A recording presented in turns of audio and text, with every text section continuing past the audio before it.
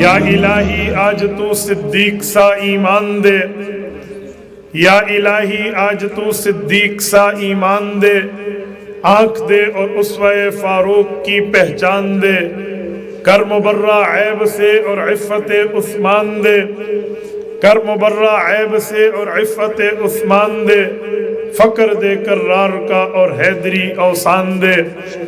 معزز دوستو، آج 29 جنوری 2023 بروز اتوار ہے، اور آپ کے یہاں تعلیم القرآن مدرسہ پشاور میں آج کی یہ تاریخ میں نے مولانا مفتی ندیم صاحب کی دعوت پر 4 ماہ پہلے لکھی ہے، اور رب کریم کے کرم اور فضل سے اللہ تعالیٰ نے عافیت کے ساتھ آپ کی خدمت میں پہنچا دیا۔ میرے دوستو، مجھے بڑی خوشی ہوئی ہے کہ یہاں 2 درجن سے زائد افراد، میرے ٹھیک ہو جائے گا، آپ نے فکر نہیں۔ وہ کہتے ہیں شروع میں آواز اونچی ہو نا، ایسے ایسے تو بولوں گا تو آواز اونچی ہوگی نا۔ آپ بھی کہتے ہیں پہلے بندہ چھٹا گیئر لگاتا ہے۔ آپ کے اس مدرسہ سے 2 درجن سے زائد بچوں نے قرآن کریم کو حفظ کیا ہے۔ الحمدللہ، اس پر اللہ کا جتنا شکر ادا کرے اتنا کم ہے۔ دوسری بات، قرآن کریم کی عظمت کے حوالے سے میں ایک جملہ کہوں۔ قرآن کریم وہ کتاب ہے جو میرے پاک پیغمبر صلی اللہ علیہ وسلم پر نازل ہوئی۔ جبرائیل امین نے اس کو رسالت مآب پر اتارا۔ حضور اقدس صلی اللہ علیہ وسلم نے کلام اللہ کو صحابہ کرام کو دے کر لکھوایا۔ قاضی عبداللہ بن عمر بیضاوی رحمہ اللہ تفسیر بیضاوی میں قرآن کریم کی تفسیر میں یوں لکھتے ہیں، تعریف کرتے ہوئے یہ عبارت لکھی: القرآن هو المنزل علی الرسول والمکتوب فی المصاحف والمنقول عنہ نقلا متواترا بلا شبہ۔ قرآن کریم اللہ تعالیٰ کی وہ عظیم کتاب ہے جس کو رسالت مآب پر نازل کیا گیا، اور صحابہ کرام نے اس کو باقاعدہ تحریر کیا، اور حضور پاک کے دور سے لے کر آج تک بغیر کسی شک و شبے کے ہم تک پہنچا ہے۔ یہ کلام اللہ ہے جو اللہ کی طرف سے نازل ہوتا ہے۔ اگر ہم نزول قرآن کی تاریخ کو اٹھا کے دیکھیں تو صحیح بخاری جلد اول، امام بخاری رحمہ اللہ باب کیف کان بدء الوحی الی رسول اللہ صلی اللہ علیہ وسلم کے چپٹر کے تحت اس حدیث پاک کو لائے ہیں۔ رسالت مآب علیہ السلام نے فرمایا، قرآن کریم رب کریم میرے اوپر نازل فرماتے، حیثیتیں 2 ہوتی، کبھی کسی شخص کی شکل میں جبرائیل امین آتے اور مجھ سے گفتگو کرتے، قرآن کریم پیش کرتے۔ وَهُوَ أَهْوَنُ عَلَيَّ، بہت آسان سچویشن تھی، بہت معاملہ بالکل ٹھیک ہوتا، جبرائیل پڑھتے جاتے، میں کلام اللہ پڑھتا جاتا، اللہ کا کلام پہنچ جاتا۔ لیکن کبھی کبھی ایسے نہیں تھا، ترتیب کچھ بدلی ہوئی ہوتی۔ فرماتے وہ کیا؟ فرماتے ہیں یأتینی مثل سلسلۃ الجرس، کبھی گھنٹی کی آواز بجتی اور مجھے کوئی نظر نہ آتا، میں صرف آواز کے اوپر رہتا، لیکن یہ کیفیت جس میں گھنٹی کی آواز بجتی مجھے شکل نظر نہ آتی، وَهُوَ أَشَدُّهُ عَلَيَّ فَيُفْصَمُ عَنِّي، یہ کیفیت میرے اوپر سخت ہوتی۔ حضور پاک فرماتے میں پسینے سے شرار بور ہو جاتا۔ پشاور کے غیوروں، میں اس حدیث پاک کی تشریح سمجھانے لگا ہوں۔ پہلی بات یہ ہے، اللہ کے رسول کے اوپر گھنٹی کی طرح آواز بجنے کے اوپر قرآن اترتا، کیا مطلب؟ حدیث پاک میں ہے الجرس مزامیر الشیاطین، گھنٹی تو شیطان کا آلہ ہے۔ کیا آلہ شیطان کے استعمال سے وحی خدا نازل ہوتی؟ یہ عقل سمجھنے سے قاصر ہے، یہ بات نہیں ہے، یہاں سمجھنا چاہیے، جسے کہتے ہیں ڈیپلی، بالکل گہرائی میں اتر کے اگر ہم اس بات کو سمجھیں گے تو تب جا کر ہم اس نقطے پر پہنچیں گے کہ مطلب کیا ہے. جیسے مثال دی جاتی ہے زید کل اسد، کہ میرا بیٹا زید جو ہے یہ شیر کی طرح ہے. کیا معنی؟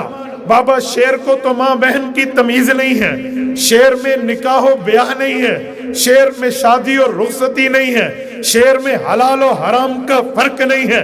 شیر کی تو دم ہے، شیر تو انسان نہیں ہے، شیر تو جانور ہے. تو نے اپنے بیٹے کو شیر کہہ دیا. کیا مطلب؟ کیا آپ کے بیٹے کی بھی دم ہے؟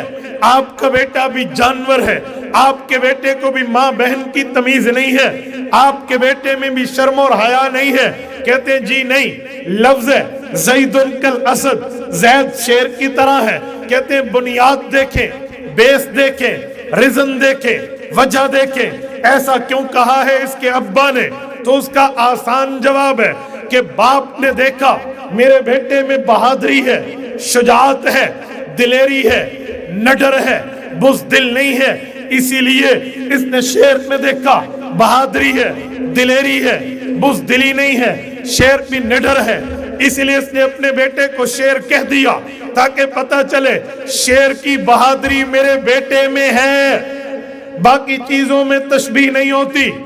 اس کو مولویوں کی زبان میں کہتے ہیں التشبیہ لیس من کل الوجوہ، جس کو میں نے عوامی لفظوں میں آپ کی خدمت میں رکھا ہے. جب مطلب یہ ہے تو یہاں بھی یہی ہے. یأتینی مثل سلسلۃ الجرسی، وہی حضور پاک پہ آتی گھنٹی بجنے کی طرح. اس میں بھی گھنٹی کی آواز شیطانی آلہ مراد نہیں ہے بلکہ تسلسل میں تشبیہ ہے. تسلسل کا معنی کیا ہے؟ تسلسل کا معنی یہ ہے جب گھنٹی بجتی ہے مسلسل بجتی ہے، سیٹی بجتی ہے مسلسل بجتی ہے، وسل بجائی جاتی ہے مسلسل بجتی ہے، اس میں وقفہ نہیں ہوتا. رسالت مآب پر بھی قرآن کریم نازل ہوتا تو بغیر کسی وقفے کے نازل ہوتا.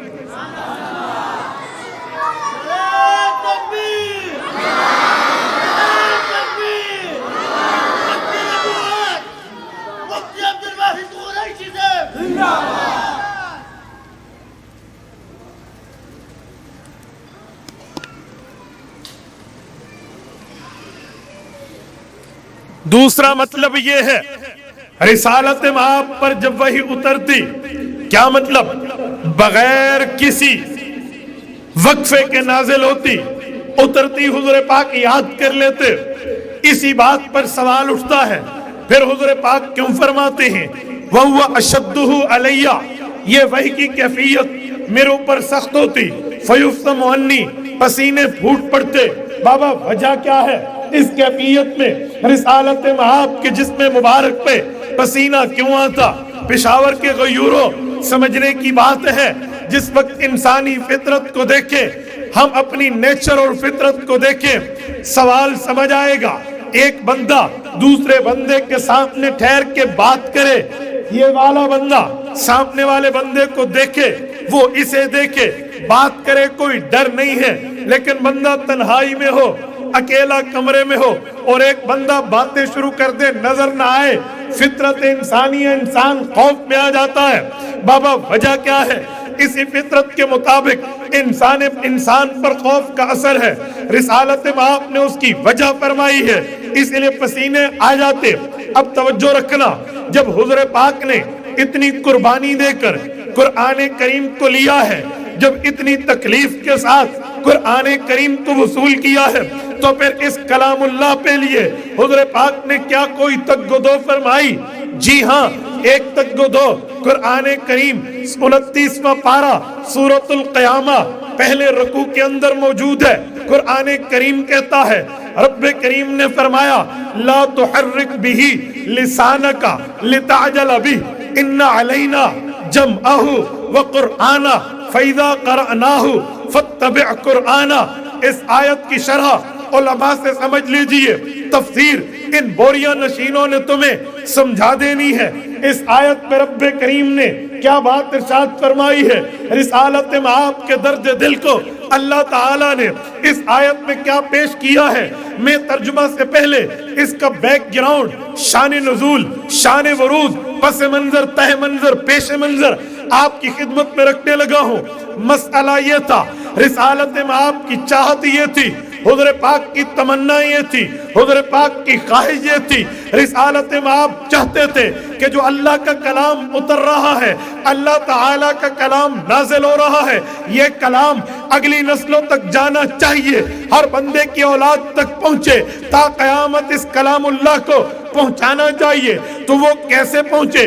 جبرائیل پڑھ رہا ہے، اس کے لیے رسالت مآب نے ترتیب یہ اختیار کی، حضور پاک علیہ الصلوۃ والسلام جبرائیل امین کے ساتھ اس کلام اللہ کی ریوائزنگ، اس کلام اللہ کا تکرار، اس کلام اللہ کی دہرائی حضور شروع فرما دیتے، جبرائیل بھی پڑھتے، حضور بھی پڑھتے۔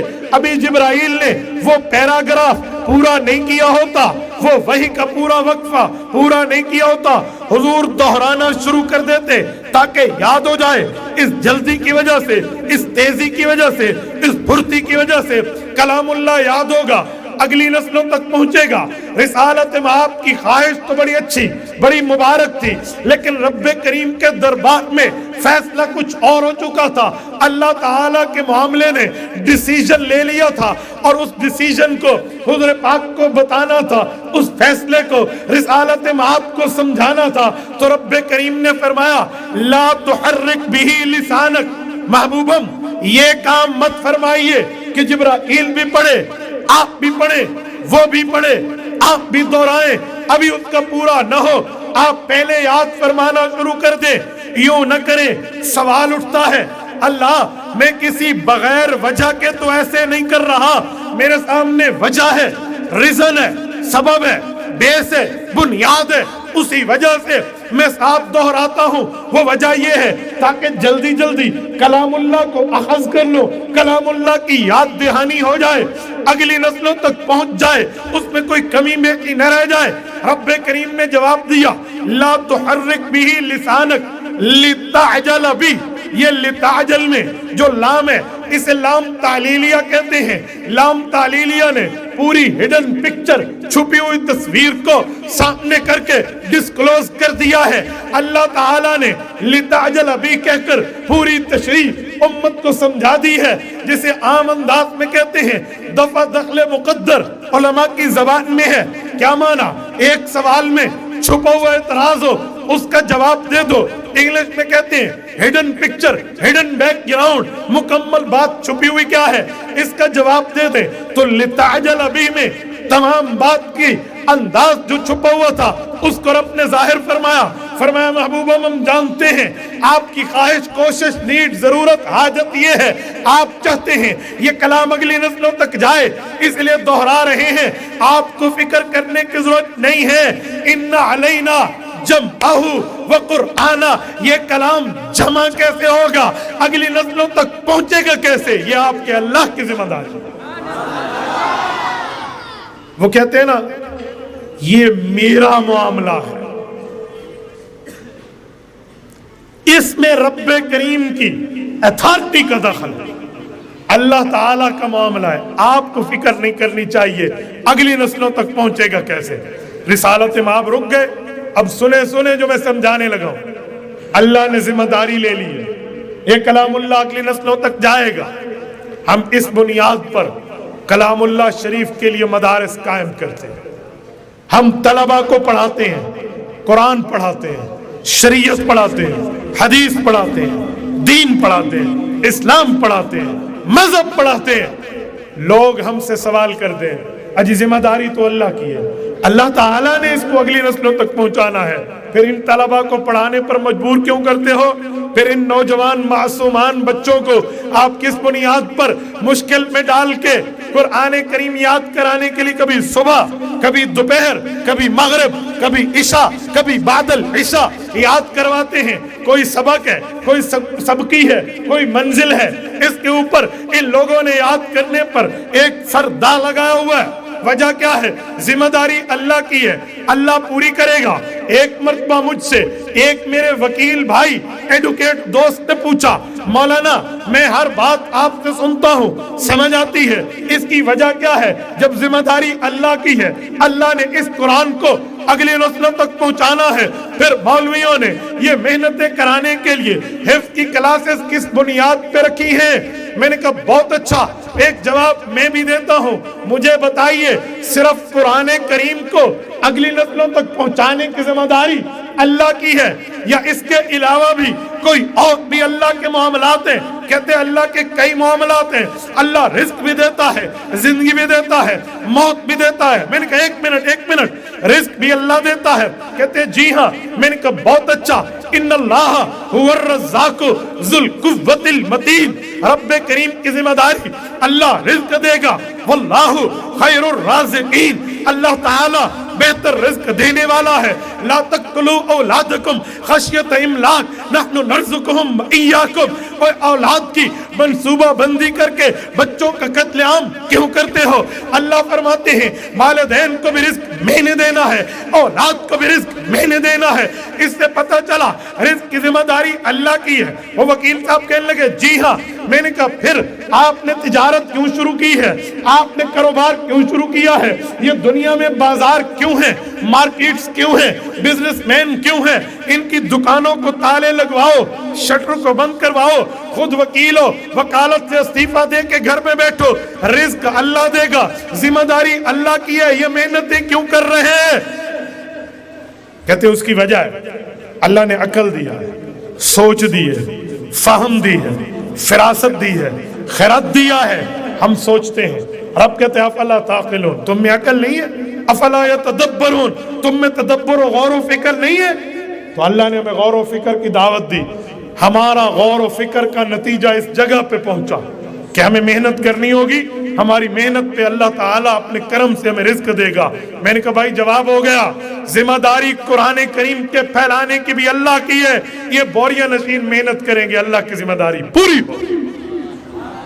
عجیب معاشرہ ہے، آج پیٹ پہ بات آئے، معیشت پہ بات آئے، پیسوں پہ بات آئے، رزق پہ بات آئے، تنخواہ پہ بات آئے، نوکری پہ بات آئے، جاب پہ بات آئے، تجارت پہ بات آئے تو سب کچھ سمجھ آتا ہے، نہیں سمجھ آتا تو اللہ کے قرآن کا مسئلہ نہیں سمجھ آتا۔ اور میرے دوستوں میں ایک بات مزید سمجھاتا ہوں، جب ذمہ داری اللہ نے لے لی تو پھر ہمیں چاہیے ہم اپنے اللہ کی ذمہ داری کو پورے کرنے کے لیے خود بھی اس میدان میں اتریں، اپنی اولاد کو بھی اس میدان میں اتریں۔ میں ایک بات کہتا ہوں، یہ جو بچے بیٹھے ہیں میرے سامنے، یہ ہمارے معصوم بچے جن کے سینے میں رب کریم کی پوری کتاب موجود ہے، اللہ کا قرآن موجود ہے، یہ وہ ڈگری ہے، اس دھرتی پہ اس سے بڑھ کے ڈگری خدا کی قسم پیدا ہی نہیں۔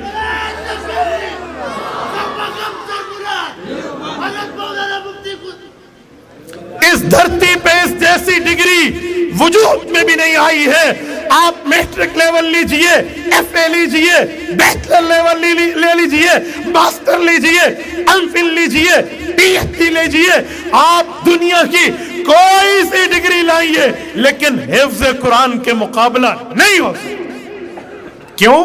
میں اس پر دلیل رکھتا ہوں، بلکہ کئی دلائل پیش کیے جا سکتے ہیں۔ جامع ترمذی کھولیے، جلد اول کھولیے، ابواب فضائل القرآن کھولیے، حضرت عبداللہ ابن عمر رضی اللہ عنہما کا فرمان ہے، حافظ قرآن جب جنت میں رب کریم کے دربار میں آئے گا، فرمایا جائے گا اقرا، حافظ پڑھو، ورتقے، اور آپ کا درجہ بلند ہوگا، ورتل، ٹھہر ٹھہر کے ترتیل و تجوید کے ساتھ پڑھو، کما کنت ترتل فی الدنیا، جیسے دنیا میں بڑے اچھے طریقے سے آسن انداز سے قرآن پڑھا کرتے تھے، یوں پڑھو، فَإِنَّ مَنزِلَكَ عِنْدَ آخری آیت تقرأ بها، جہاں تیری آخری آیت پہنچے گی وہی تیرا آخری درجہ۔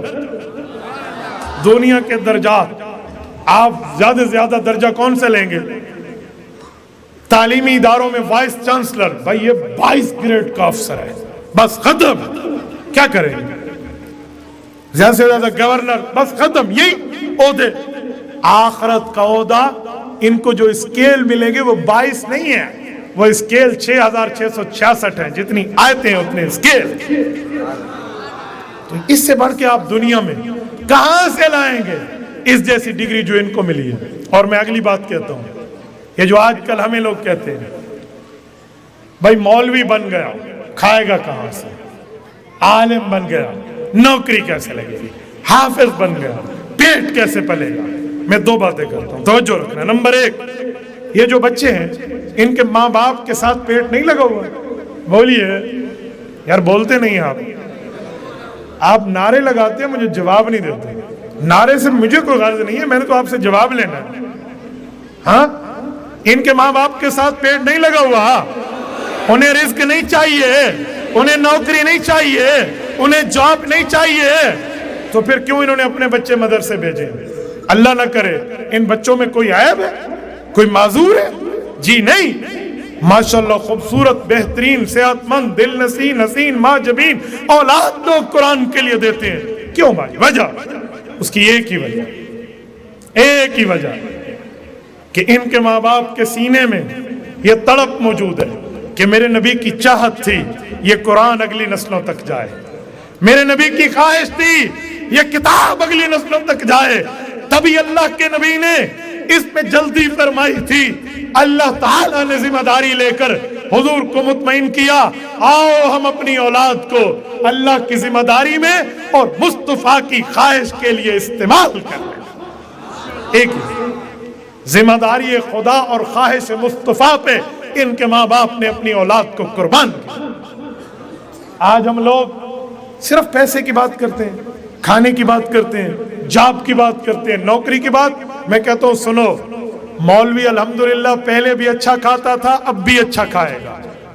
میں نے تو نہیں دیکھا کوئی مولوی اپنی سرٹیفکیٹ حفظ کی ہو، تجوید کی ہو، تفسیر کی ہو، تعلیم کی ہو، دورہ حدیث کی ہو، افتاء کی ہو، تخصصات کی ہو، اپنے ساتھ سرٹیفکیٹ لگائے اور کہے میں دریا میں چھلانگ لگا رہا ہوں، کیوں؟ مجھے نوکری نہیں ملتی۔ میں نے تو نہیں دیکھا، اور میں اپنے کالج یونیورسٹی کے کئی بھائیوں کو دیکھ چکا ہوں جو ماشاءاللہ یوں سرٹیفکیٹ لگا کر خود سوزیوں پہ لگے ہوئے ہیں، اللہ محفوظ فرمائے۔ تو مولوی کو تو کوئی مسئلہ نہیں ہے۔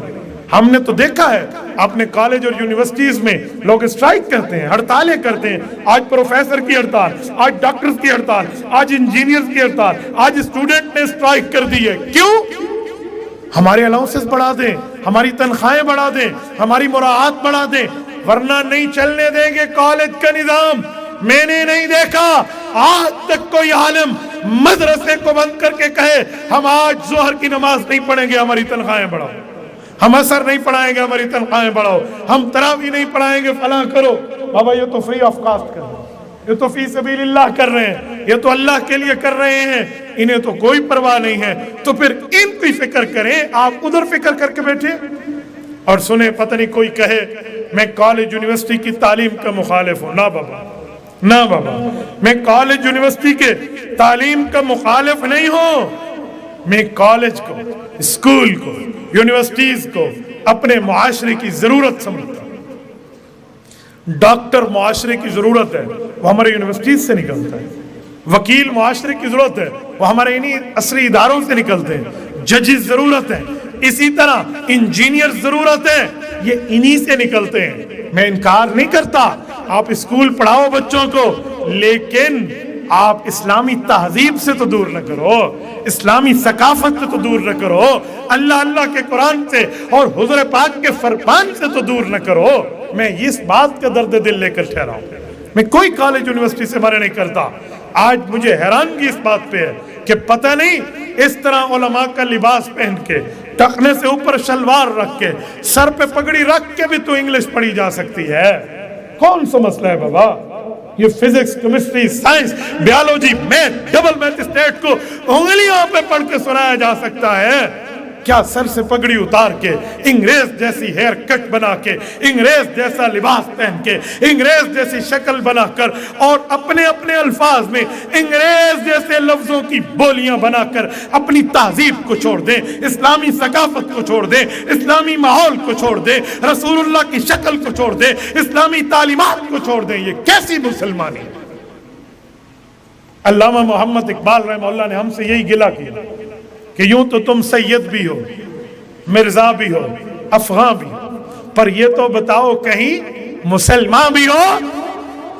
کیا علامہ اقبال صرف اس لیے ہے کہ ہم کہیں مصور پاکستان ہے، اس نے پاکستان کا خواب دیکھا ہے، وہ خواب اس نے دیکھا ہے، تعبیر ہم نے دینی ہے۔ ہم اپنی اولادوں سے اپنی صلاحیتوں سے، اپنی جوانیوں سے، اپنے مال سے انشاءاللہ اس مصور کی خواب کی تعبیر بنے، ہم یوں بنے۔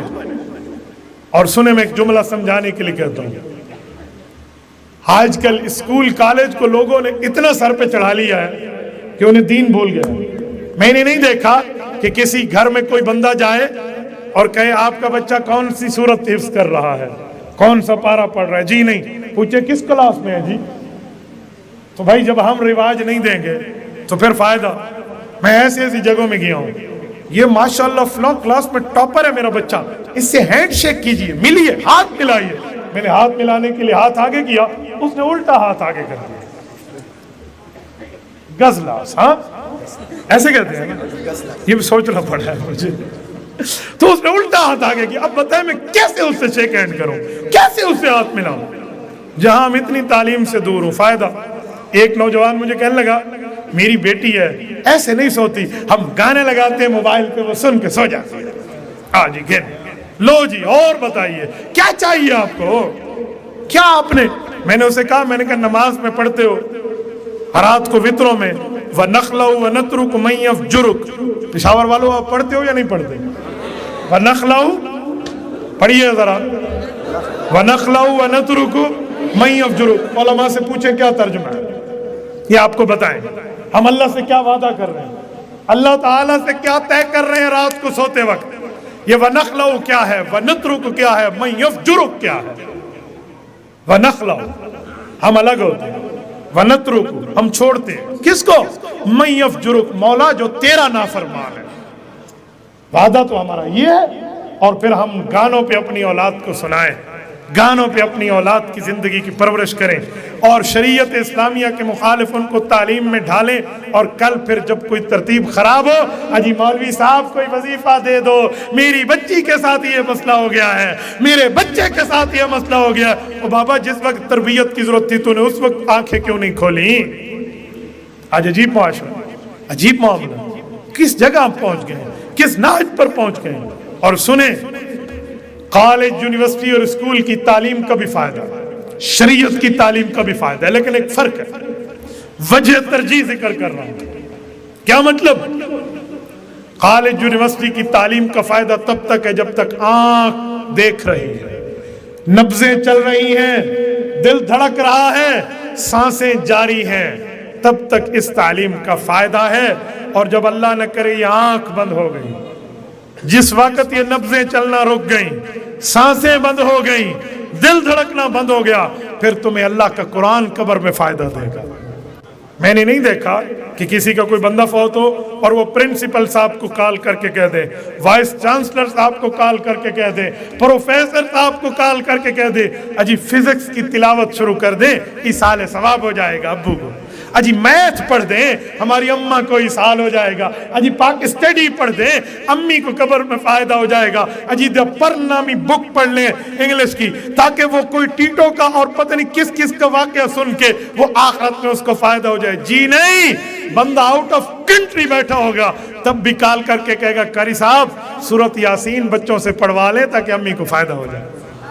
اور جب یہ مانتے ہو، یہ جانتے ہو، اس پر ایمان و یقین ہے کہ قرآن کریم کا ثواب دنیا کو چیر کے قبر کو پھاڑ کے آخر تک جاتا ہے، تو پھر اپنے بچوں کو قرآن کیوں نہیں پڑھاتے؟ اور دنیاوی تعلیم بھی پڑھاؤ، لیکن یہ بھی بتاؤ ہمارا اللہ ہمیں کیا کہتا ہے، اللہ کیا کہتا ہے۔ ورنہ بڑا بڑا زمانہ زندگی گزار دیتا ہے بندہ، یہ بھی نہیں پتہ ہوتا وَتَعَالَى جَدُّكَ وَلَا إِلَٰهَ غَيْرُكَ کا مطلب کیا ہے۔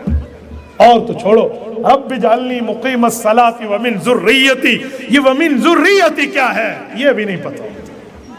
حیرانگی کا معاملہ ہے میرے دوستو۔ میں نے اس دن ایک جگہ کہا، میں نے کہا جمعہ کا خطبہ سنتے ہو، سال ہا سال ہو گئے ہیں عالم جمعہ کا خطبہ سناتا ہے، کبھی آپ نے اس عالم دین کے پاس جا کر خطبے کا ترجمہ بھی پڑھا ہے؟ جی نہیں۔ آپ پڑھنے کے لیے تو وہاں جائیں گے جہاں ٹوئنکل ٹوئنکل لٹل سٹار آپ کو پڑھایا جا رہا ہے، آپ نے اولاد وہاں بھیجنی ہے، پھر آپ کل ہمیں کہیں گے ہماری اولاد ہماری والدین کی عزت نہیں کرتی، تو پھر تو شاید مائنڈ سیٹ یہ بنے کہ یہ دس از مائی پرسنل لائف، میری زندگی میں انجوائے کروں گا، پھر یہ نہیں ہوگا میری زندگی میرے ماں باپ کی عزت کے لیے۔ پھر یہ نہیں ہوگا، پھر تو مائنڈ سیٹ چینج ہو جائے گا. ہم کیا کریں گے؟ اور ہم مسلمان پہلے ہیں، باقی قوم ہو، قبیلہ ہو، زبان ہو، یہ بعد میں. پہلے تو ہم مسلمان ہیں. ہم نے اپنے لیے کیا سوچا؟ اور میرے دوستو، قرآن کریم کی عظمت کے حوالے سے ایک بات کروں. لوگ کہتے ہیں ہم بچوں کو عالم بنائیں گے، مولوی دہشت گرد ہوگا. میں نے تو آج تک نہیں دیکھا کسی مدرسے نے دہشت گردی کی ہو. میں نے تو نہیں دیکھا. آپ نے دیکھا؟ مجھے بتا دیں. جرت کرے کوئی ایک بندہ پروف کر کے دے دے کہ عالم دین نے دہشت گردی کی. جی نہیں. کوئی دکھا دے کسی مدرسے میں، کسی مسجد میں، کسی مکاتب میں، کسی جگہ عالم دین کا کام نہیں ہے. عالم مسجد میں ہو تب بھی پرامن ہے، روڈ پہ آ جائے تب بھی پرامن. روڈ پہ آ جانے کا مطلب آپ کو آتا ہے؟ بولی آتا ہے؟ نہیں آتا تو میں سمجھا دیتا ہوں. ہم نے پچھلے دور میں جبر اور جو ہے نا کیا کہتے ہیں ناروا سلوک کی بھی آنکھوں میں آنکھیں ڈال کر حق بیان کیا ہے. اب تو اس قوم کی مصیبت اللہ تعالیٰ نے ہماری جان چھڑا دی. 2019 میں قائد ملت اسلامیہ مولانا فضل الرحمان دامت برکاتہم جمعیت علماء اسلام کی زیر نگرانی کراچی سے لاکھوں بندوں کا قافلہ لے کر آئے ہیں. اسلام آباد تک آئے ہیں. کئی دن قیام کیا ہے. 1500 کلومیٹر کا بائی روڈ سفر کیا ہے. نہ کسی ایک دکان کا شیشہ ٹوٹا ہے، نہ کوئی روڈ کا گملہ ٹوٹا ہے. ایمبولینسز کو بھی راستہ دیا جا رہا تھا، مریض بھی جا رہے تھے. اس جیسا پرامن پروٹیسٹ، پیسفل پروٹیسٹ، پرامن مظاہرہ آپ مجھے دکھائیں. اور اس کو ایک طرف رکھیں اور میں چیلنج کرتا ہوں 1947 جس وقت ملک بنا ہے اس وقت سے لے کر آج تک کوئی ایک دھرنا، کوئی ایک جلوس، کوئی ایک پروٹیسٹ مجھے دکھائیں جہاں فساد نہ ہوا ہو، گولی نہ ہوئی ہو یا دھماکہ نہ ہو.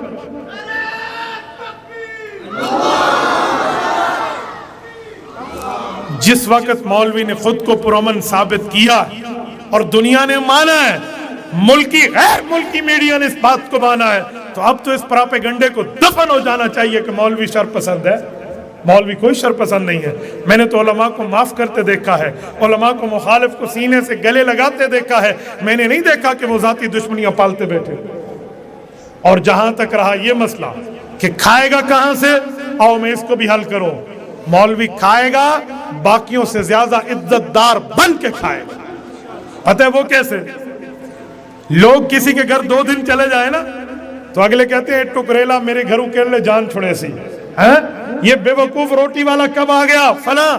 لیکن عالم دین کے پاس، حافظ کے پاس، شریعت والوں کے پاس تو لوگ منتیں کرتے ہیں حضرت کھانے کا وقت دے دیں. جب آپ کھانا کھا لیں پھر شکریہ کا ادا کر کے آپ کے لیے کہیں گے شکر ہے، شکر آپ ہمارے ہاں تشریف لائے. عزت کی جگہ مل رہی ہے، اس کو تو کوئی پرابلم نہیں ہے، کوئی مسائل نہیں ہے. اور عالم پر اپنے برکت دی ہے. 10,000 15,000 روپے کی تنخواہ مہینے میں ملے گی اور اس کے بعد بھی اس کے الحمدللہ 8 سے 10 بچے ہوں گے. اور میں نے وہاں دیکھا ہے 2-2 لاکھ کی تنخواہیں اور بچے 2 ہی اچھے. 2-2 لاکھ کی تنخواہیں. تو بھائیو برکت کا میدان تو یہ ہے، وہ ضرورت ہے دنیا تک، اور یہ دنیا بھی بہتر بنائے گا، آخرت بھی بہتر بنائے گا.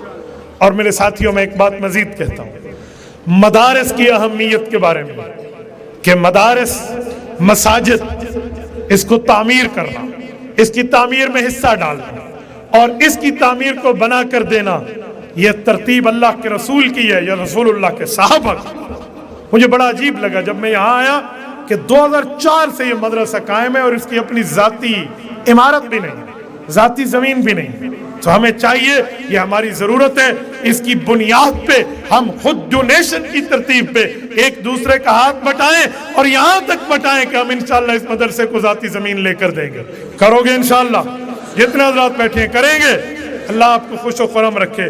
میرے دوستو، میں نے اس لیے بات چلائی تھی آپ حضرات سے یہ بات کر کے میں اجازت چاہتا ہوں کہ رب کریم نے آپ کو اور مجھے آج موقع دیا ہے، ہم خود اور اپنی اولادوں کو اللہ کے قرآن کے لیے، نبی کے فرمان کے لیے وقف کریں گے اور انہیں حافظ اور عالم بنائیں گے. بناؤ گے انشاءاللہ؟ جتنے بیٹھے ہیں وعدہ کرتے ہو؟ اللہ تعالیٰ آپ کو رمے صراط مستقیم عطا فرمائے، دین اسلام پر عمل کی توفیق عطا فرمائے. اقول قولی ھذا واستغفر اللہ وآخر دعوانا ان الحمد للہ رب العالمین.